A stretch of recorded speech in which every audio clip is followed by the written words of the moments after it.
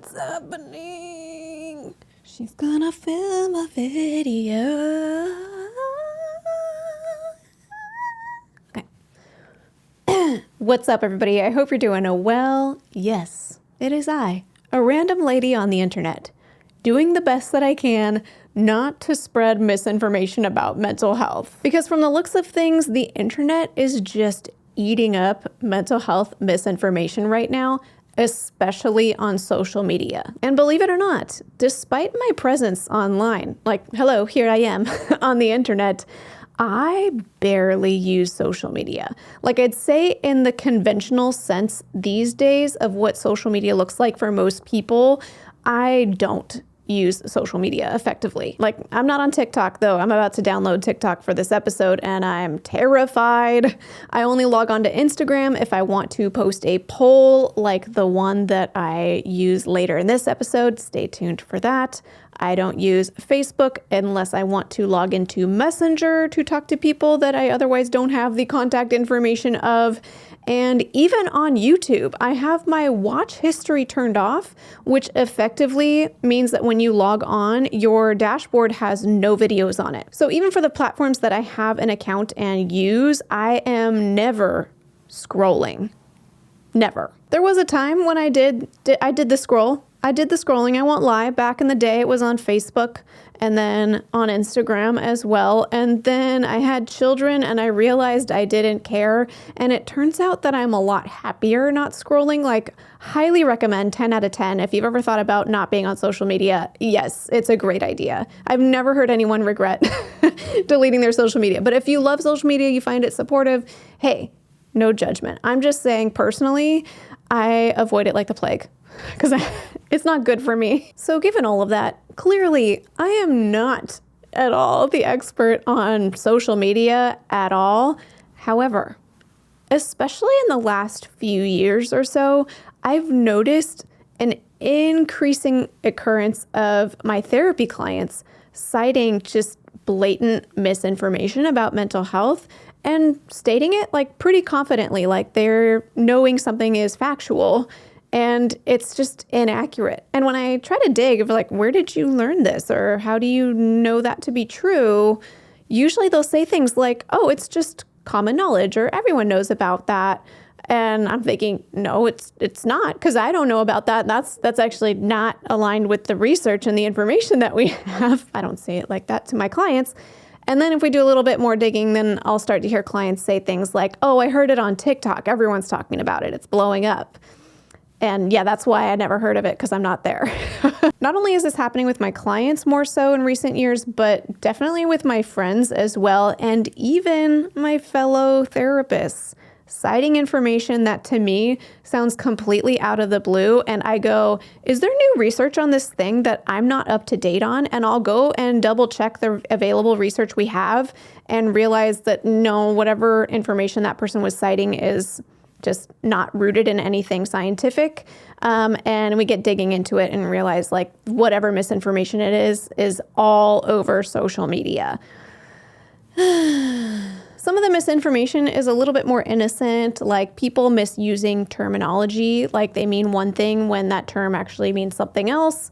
But I'm seeing also more and more clients self-diagnosing, often with pretty significant mental health diagnoses. And often these are diagnoses that I don't see any evidence for. So I'm always like, did I miss that one? Did I miss it? What am I missing here? Am I behind? Am I out of touch? I start questioning everything. But yeah, when we start digging into it and seeing what's available on social media, like there is a lot of misinformation on social media. And unfortunately, we have now evidence to support and back up that most of the mental health information that we have available on TikTok in particular is misleading or inaccurate in some form, and some of it can be directly harmful if folks heeded the advice that others are sharing about mental health. So we're gonna get into this dynamic today. I am fully embracing talking about whatever the heck I feel like talking about. That has just been the direction that this channel has been progressing in, hasn't it?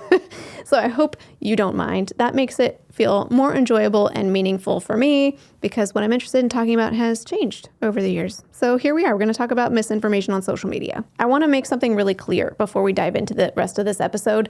I'm not bashing the availability and presence of mental health information on social media.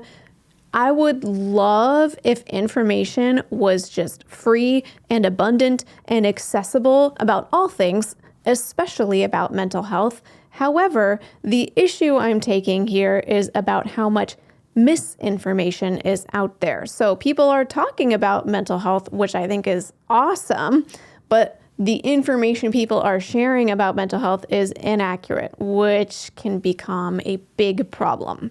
So that's what we're going to talk about today. The 2024 July issue of the APA's Monitor on Psychology highlighted this issue of mental health misinformation on social media, and their cover story was called "How to Reverse the Alarming Trend of Health Misinformation." And the little subtitle says, "Experts are studying how false information spreads, who is most vulnerable, and how to end the, quote, infodemic." That was the first time I've ever heard that term. In this article, they say, quote, "Research indicates that people tend to share and engage more with false or low-quality information they encounter online compared with factual information. That's likely because it's designed to be engaging and often has an emotional pull.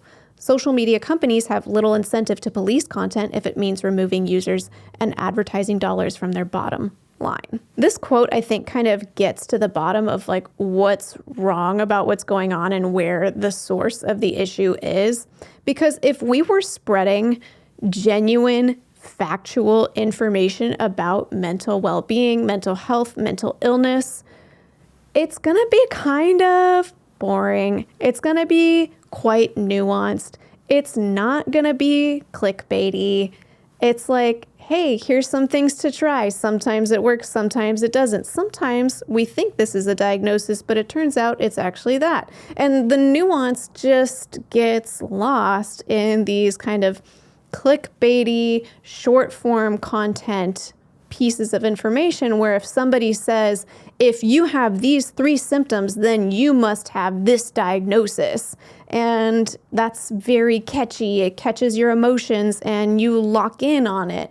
And that's going to get watched and shared and perpetuated, repeated, etc. The stuff that's getting perpetuated on social media is the stuff that really grabs at your emotions, which oftentimes is just inaccurate information. By the way, all the articles that I'm going to cite in today's episode, I will link to in the description of the episode, so feel free. I encourage you to read up on this because I think it's fascinating. Okay, so far we're talking about general concepts, like what might be going haywire here, but what are the actual numbers? Like how much of the stuff on social media is inaccurate? Like how far off are we?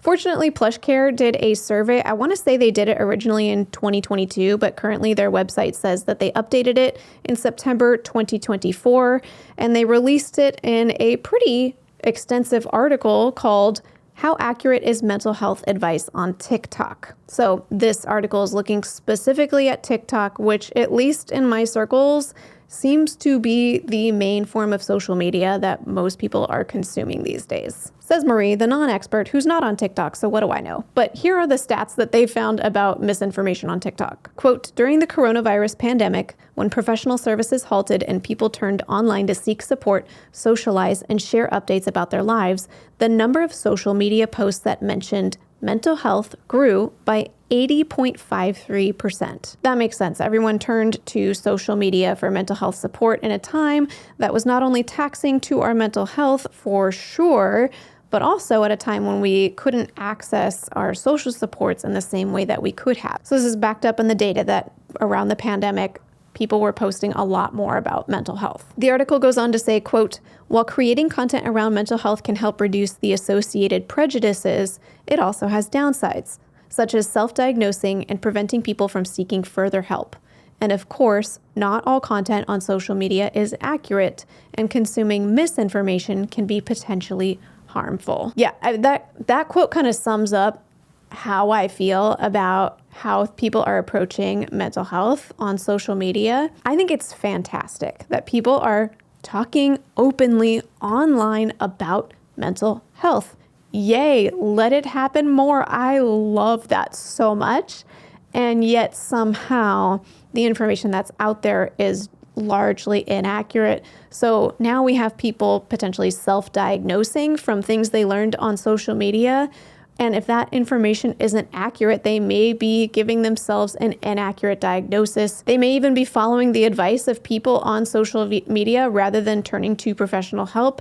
And that has the potential to be quite harmful if all of this information is incorrect. So here are some of the key takeaways that they found in this survey. 83.7% of mental health advice on TikTok is misleading, while 14.2% of videos include content that could be potentially damaging. Over 80% of mental health advice is misleading. Like, that is a huge number. And misleading information aside, we still have 14% of videos including content that could be potentially damaging. Yeah, I mean, if someone's giving advice that doesn't align with the research, it could potentially harm somebody. So that's quite terrifying for me. Another takeaway is that 100% of the content they looked at for ADHD contained misleading information, the most of any condition in their analysis. 100%. That fits, honestly, because I have so many clients sharing misinformation about ADHD and friends. There's just a lot of misinformation that's really gotten accepted by mainstream culture, and it just doesn't align with what we know from the research, and ADHD is definitely a culprit of that for sure. Another primary takeaway they found is that content covering bipolar disorder and depression were also found to be highly misleading. Specifically, 94% of videos about bipolar disorder were misleading, and 90% of videos about depression had misleading information. I don't even have words like that. It's basically all of it. It has I don't know what to say. It's bad.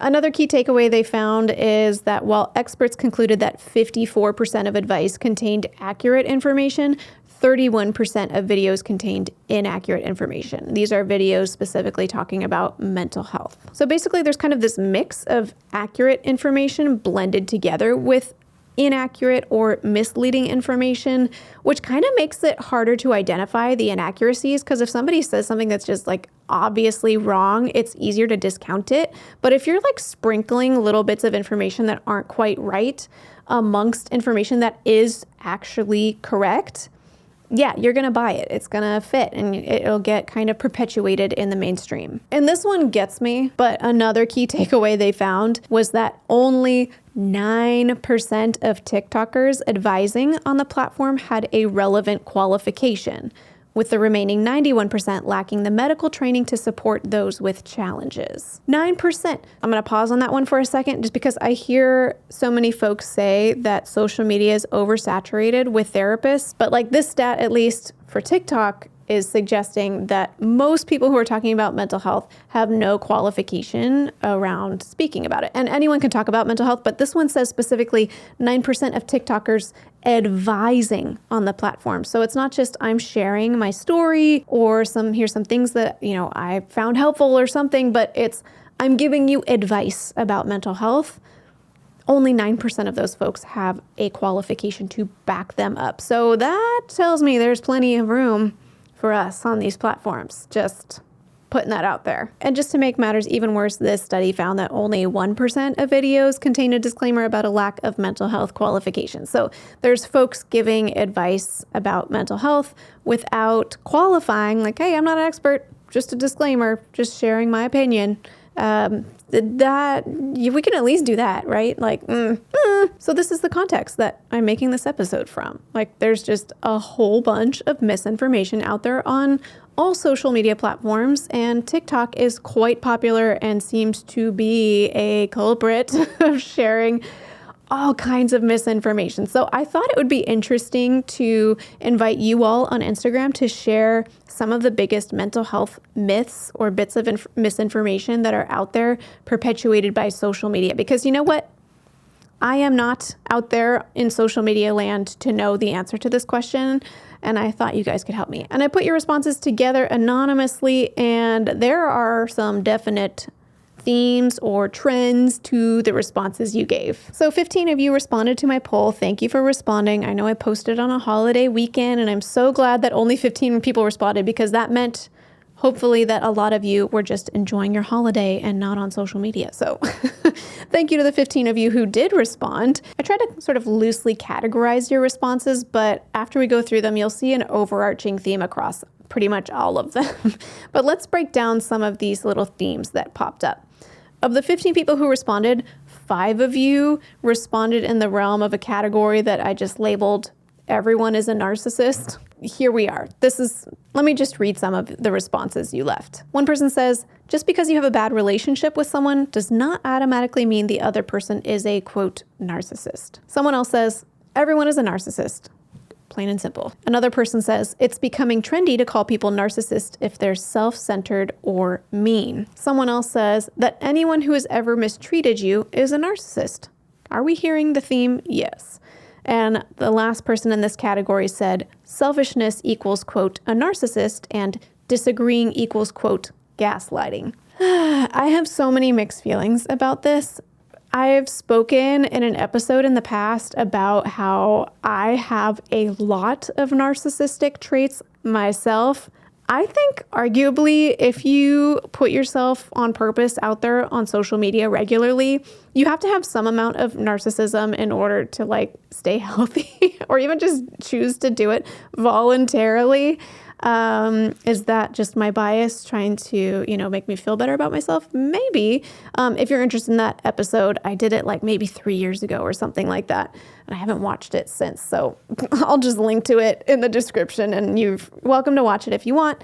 But yes, I have a bunch of narcissistic traits. I've also spoken more recently about how I was raised by a narcissistic parent. So as I read these, I'm having this kind of dual reaction of both I am so glad people are finally talking about narcissism, because it is kind of everywhere, just in the sense that so many folks in positions of power and positions of leadership and visible positions skew towards narcissism. I'm not trying to say everyone in a position of power is a narcissist. That's not what I'm saying. But if someone has narcissistic traits or is diagnosably narcissistic, they're probably more likely to end up in a position of power. It just is what it is. It's the nature of the thing. So we have all these people in positions of power, and it skews more narcissistically. And historically, we have rewarded narcissists in position of power and covered up their abuses. I think there's something that's going on in our cultural moment, especially with the Me Too movement coming out in the last decade or 8 years, however long it's been, and folks calling out people in positions of power, while meanwhile we keep putting those with narcissistic traits or diagnosable narcissistic personality disorder into positions of power. I'm not even going to get into how I feel about the election, but there are definitely narcissists out there. So I think we need to be talking about this. However, we have this situation where sometimes the pendulum can swing the other way and we sort of overcorrect. So we've had this clear dearth of people talking about narcissism, and then we end up having situations where instead of talking about narcissists and calling them out, we're victim blaming, victim shaming. And I'm speaking from direct experience, many experiences in my life where I was always the one at fault for situations where others were hurting me, and blatantly someone else was at fault. And I was, of course, a child in all of these situations as well. So I feel very strongly about that. We need to call people out when they're doing bad things. If there is a term that appropriately describes the dynamic behind the bad things that they're doing, let's use it so we can better understand what's going on. However, now we have a situation where in an attempt to call out people who are doing harmful things, we may be overusing this term narcissist. We're already kind of touching on a thread that I want to come back to around misusing terms, but we'll come back to that in a little bit. Let's talk about the next theme that I saw come up in your responses. I labeled this next theme over-pathologizing normal experiences, and there are 3 responses in this category. Someone says, I don't know if it's a myth, but lack of nuance and pathologizing the normal range of being human. Yes to that. I feel like I'm seeing that a lot. Another person says, experiencing sadness means you're depressed. And someone else says, being worried about something means you have panic attacks. Here's how I'm kind of making sense of this as I see this dynamic happening with my clients, which definitely all of this I'm seeing happen with my clients, where like any bit of a discomfort becomes labeled as a pathology, whether it's I'm feeling so sad, I must be depressed, or, I'm worried about something, I'm having a panic attack. Like it kind of happens with everything. Something's getting labeled as a trauma when maybe it was something quite challenging and painful, but not clinically traumatic, and that your body didn't react to it as though you were under threat of death or something like that. I think to me, this is part of this sort of pendulum swinging the other way and overcompensating for living so long in a world where when we're going through genuinely clinically concerning situations, that mental health stigma just completely disregarding what might truly be a clinical concern.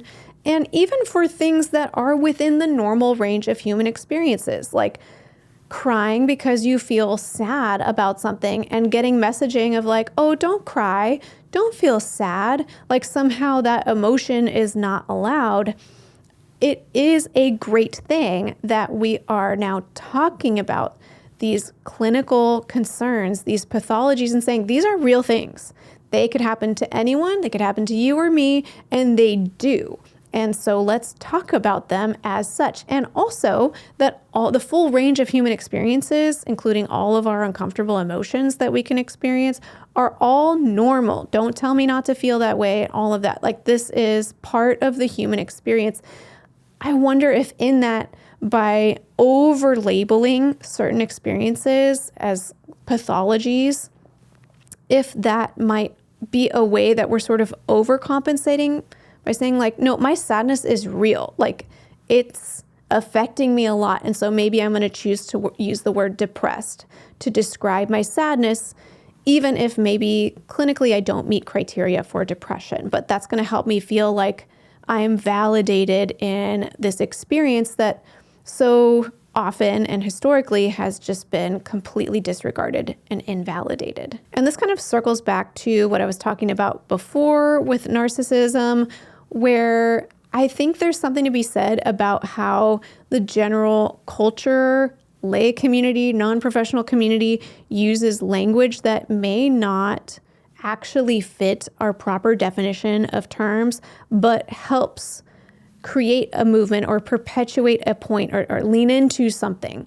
And I'm thinking about other terms we have that aren't psychological terms that have picked up steam in just kind of our general communication and have sort of become something else in how we talk about them.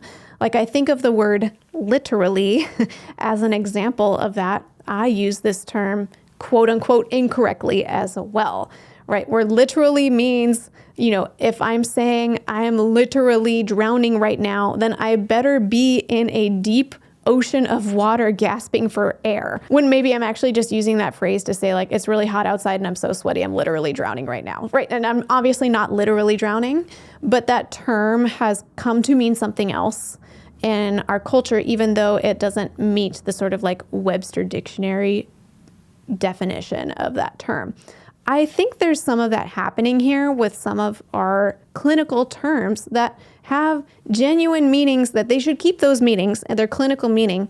But there's also this sort of toggle into the lay terminology of what that means. Now, this is kind of a finicky thing because unlike the word literally kind of transforming into something different when we use it in a sort of slang way, when we're talking about mental health pathologies, if one person is saying, let's say that they're depressed, when maybe they're just appropriately sad about a situation, then someone else who genuinely meets criteria for clinical depression might feel really invalidated and like their experience is minimized or misunderstood. Like if they were to say like, I can't come to work today because I'm depressed, someone else might hear that as like, oh, you're just sad. Like, it's okay, come to work. And like, that's not what's actually happening.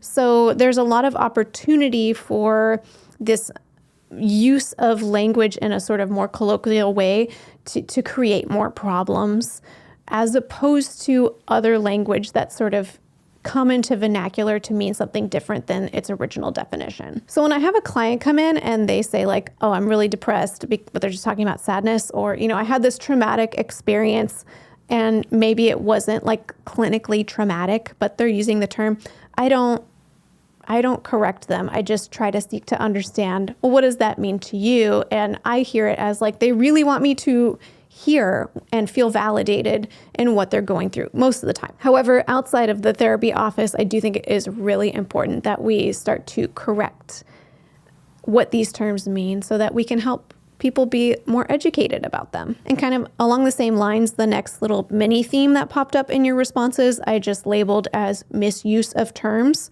So what we were just talking about was like over pathologizing something within the realm of normal human experiences, or like labeling something as, narcissism when maybe you just didn't like somebody or something like that.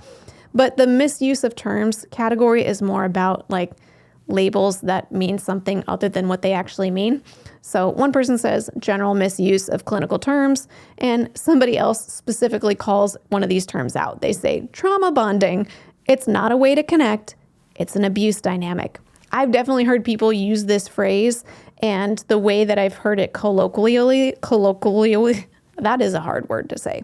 The way I've heard it used colloquially is like, hey, I went through this trauma and I have this friend or someone like that who went through this trauma, and we're trauma bonding because we're both like sharing about our trauma and like really, really getting connected in that way, whether healthily or like unhealthily, but I'm bonding with a peer. But what trauma bonding actually means is referring to this dynamic where somebody who is going through trauma overly connects and identifies together with their abuser. They're bonded to the person who is harming them. Think of, a situation where there's maybe some sort of intimate partner violence happening and the person sort of staying together and excusing their partner's behavior, that sort of thing. Like a lot of times there might be a trauma bond going on there. So that's a great example. There are so many terms like this that people are just kind of misusing because it sounds like it means one thing, and so we think that's what it means, and actually clinically it means something else. And there were a number of responses that didn't necessarily all go together, but I just labeled as miscellaneous, but I think they are all very worth reading, so I'll read those. One person says, it's all in your mindset. Yeah, that feels like kind of like manifestation, pseudo-psychology, or like, takes me back to, is it the 90s or when like The Secret was really big? Like just like think really hard about things going your way or something, and then it'll happen, which, listen, this reminds me, like, everyone has their own packaging for this. It reminds me of like the prosperity gospel, growing up with that as a kid, of like, if you do good or you pray hard enough or you whatever, then good things will happen to you. And certainly if good things come your way, then great. But what if good things don't come your way? Did you pray it wrong? Did you have your mindset wrong? And now it becomes internalized as like, because things didn't go my way, it must be something I did wrong because it's all in my mindset. My mindset is off. Like I've seen this fuel like scrupulous OCD, like this just, it doesn't work. And especially if things are going my way, but I'm seeing that person's having things not go their way, well, they put themselves in that position. That is the mindset you have. And that is a very dangerous perspective to have. So I clearly have strong feelings about the idea of like your mindset being the totality of your mental health. Your mindset matters, but it is certainly not the totality of your mental well-being. Someone else says that there's something to fear about mental illness. That one's interesting. I mean, obviously that's not new news. There's always been stigma around mental illness, but I wonder what sort of myths are getting perpetuated in social media around that. Feel free to comment if you know about that. I mean, I'm just not on social media, so I don't know what's going on. Someone else put, vaccines cause autism. Are there people on social media still doing this one? Like, this is hard for me. When we have misinformation start from an article in, I think, the 1990s that was debunked only a few years later, and that was like 20 years ago since it was all debunked, and we're still on it. Like, I can't, it's painful. I know that this is how humans work, but it is painful.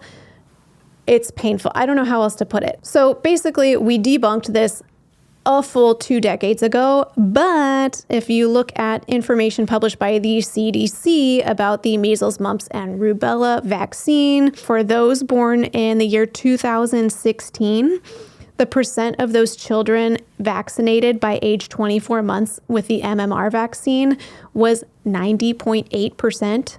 So now we have 10% of children not vaccinated for this vaccine that is protecting us against some very scary illnesses that we have the vaccine for. I'm not going to go off further on this, but I think this just highlights the point that when we have a tiny bit of misinformation, one person in one article in the 90s published false information, and now we're in 2024, and 10% of children born in 2016 never got vaccinated for this like incredibly helpful vaccine that has nothing to do with autism. Like, oh, that misinformation is sticky and it has the potential to be very harmful. Back to our responses. Another person says that your therapist is just there to gossip and be your BFF. Yeah, I feel like that one's perpetuated not just on social media, but like all forms of media. I see that on TV shows and things like that as well. We're just like chatting it up and I'm here for you, you go. And that's not what we do. And the last one in this category says that easy access care like Better Health is providing the same type of care as a regular weekly therapist.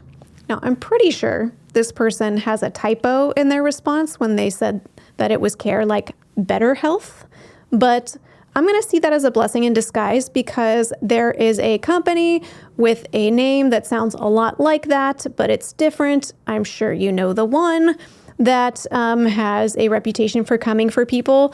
If you speak negatively about them at all, I will just say I have a video that I did about them that I did spend several $1,000s on a lawyer consulting with them to make sure it was fully legally above water, and how I did that episode because that company indeed came for me. So, that's all I'm going to say about that. You can go find that episode if you want. Just type into my channel the name of the company without the typo. So clearly I have feelings about that one. Now I know for myself when I watch videos like this one, which present information that sounds a lot like doom and gloom, I know I can walk away feeling like, okay, that sucks, but like, what do I do? And I think it might be nice if we spent a little bit of time talking about like, what can we do here? I found this article published in the BACP journal. It's a UK-based journal, so I'm not familiar with it. The article is titled The Big Issue, Mental Health and the TikTok Effect. At the end of this article, they share a little bit about what to do about the misinformation that's definitely circling around about mental health. The author says, quote, "In the meantime, we are also all in a position to counterbalance misinformation on a one-on-one basis with those clients who bring a self-diagnosis to a therapy session. For my clients, I try to encourage curiosity around a self-diagnosis by asking if they think there's a chance they could have something other than the condition they've decided on, and how they think it might impact them if their self-diagnosis turns out to be wrong." And then the article goes on to quote Dr. Ritu, hope I'm saying their name correctly, quote, "Gather more information while being both supportive and validating, and at the same time holding a little skepticism about taking everything we hear at face value. We may find out for one youth that the dissociative identity symptoms really never were part of that person's life before watching TikTok, but that underlying the elaborate presentation are genuine feelings of anxiety and identity disturbance. For another person, maybe we find out that the DID symptoms have been present all along and it took TikTok to make the person feel safe enough to express them more openly." I think that's a great approach to take with our individual clients when they're presenting information. Like, both be skeptical about what they're saying, but also like invest in it a little bit. Like, could it be that for some of our clients, they genuinely discover something accurate about themselves through social media?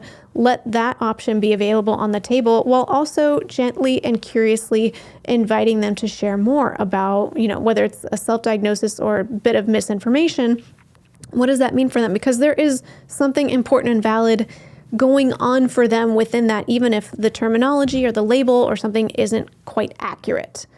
We still need to get to the bottom of the concern that they have. And I've also found for myself, when I catch a client kind of more than once sharing misinformation that they found online or on social media, or like overly identifying with a bit of information that's inaccurate, then for those who I have the rapport built up with, I do share statistics about misinformation on social media, like the ones that I cited in this episode. Like even just sharing little tidbits like, hey, we have research showing that the majority of mental health related information on TikTok has some level of misleading information, and some of it can even be harmful. Can we keep that in mind as we keep talking about what you're concerned or what you're bringing up? It's just a small little statement to say, like, we're just going to let that data enter the chat while we continue our therapy together.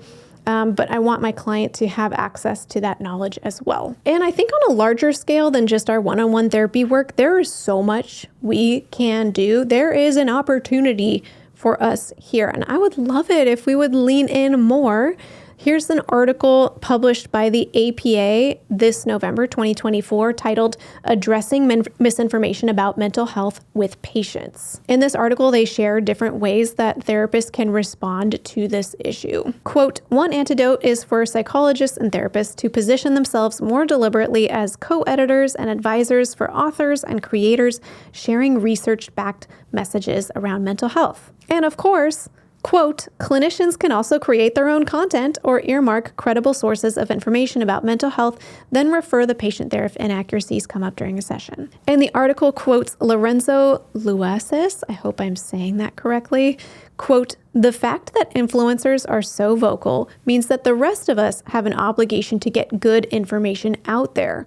As psychologists and therapists, it's important to think about whether we have an obligation to disseminate real information in areas where we have expertise. There is a real opportunity for us to step out there and provide some accurate information about mental health. Now, of course, our presence on social media is not a replacement for therapy, but we can correct the misinformation that we find out there. We can point folks to accurate sources of information and hopefully kind of counterbalance some of the information that's getting perpetuated that might not be helping people. And I know we're highlighting social media in this episode because that just sort of seems to be the cesspool of like misinformation. But if we go back to where we started, all of that misinformation is happening on social media because there's not enough information just readily available around. There's not enough support and resources. There's not enough access to therapy, mental health care. And so I would love to see much broader systemic change where, at the very least, folks in media, news, positions of power, leadership would A, talk about mental health more and do so in a destigmatizing way, and B, make sure you present accurate information. Always consult with a qualified professional to make sure that whatever you're promoting and advocating for aligns with the information we have available. Okay, I could trail off for a while, so I think this is a good spot to end for today. And before we close, I'd like to thank TherapyNotes.com for sponsoring today's video. TherapyNotes helps with all of your practice management needs, from scheduling to notes to billing. They have a HIPAA-secure telehealth platform and so much more. If you'd like to check out TherapyNotes, you can get 2 months to try it for free with no commitment just by clicking the link in the description of this video. Thank you for hanging with me in this episode. I have a feeling it's going to be a little extra long. So I hope you found it helpful, educational, informative, and maybe even just a little bit challenging potentially to see, what's your part in correcting the misinformation about our field and stuff. I think it's time for me to log off. I'm ready. So I hope you have a beautiful day though, and do something fun today where you don't have to think about this. Those are my 2 cents. And until next time, from one therapist to another, I wish you well.